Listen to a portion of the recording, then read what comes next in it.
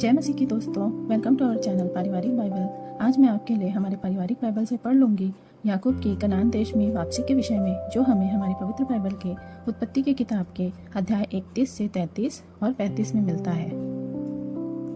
याकूब की कनान देश में वापसी। याकूब ने लाबान को बिना बताए कनान की यात्रा तब प्रारंभ की थी जब लाबान अपनी भेड़ों को ऊन कतरने के लिए गया हुआ था, क्योंकि उसे भय था कि कहीं लाबान उसे रोक न ले।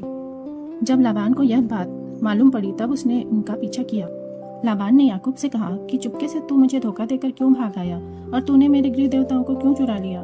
तब याकूब ने लाबान को उत्तर दिया, मैं यह सोचकर डर गया था कि कहीं तू अपनी बेटी को मुझसे छीन न ले, अतः मैं चुपचाप निकल गया। परंतु तू हमारी तलाशी ले सकता है और हमारे सामान में जो कुछ तेरा निकले उसे बता और ले ले। याकूब नहीं जानता था कि राहेल ने गृह देवताओं को चुराकर अपने पास छुपा रखा है।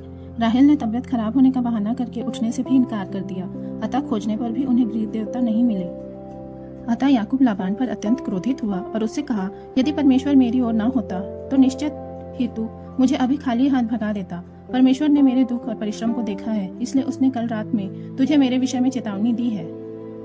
तब उन्होंने उस स्थान पर पत्थरों का एक यादगार स्तंभ तैयार किया और उसे साक्षी के रूप में रखा कि वे आपस में झगड़ा नहीं करेंगे।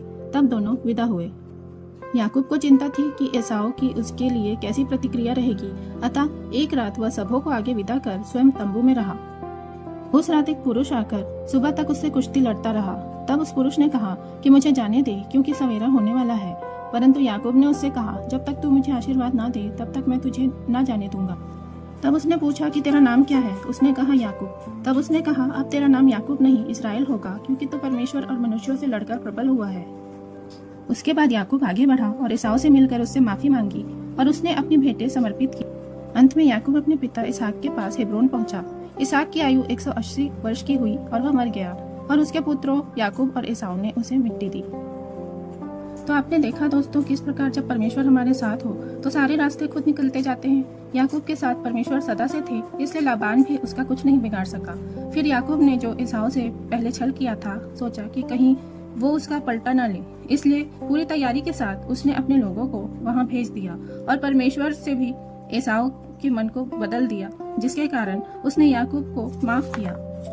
साथ ही साथ हम यह भी देखते हैं कि कैसे याकूब ने परमेश्वर से युद्ध करके अपने लिए आशीर्वाद लिया, जिसके कारण उस जगह का नाम पनीएल रखा गया और याकूब को इस्राएल नाम मिला।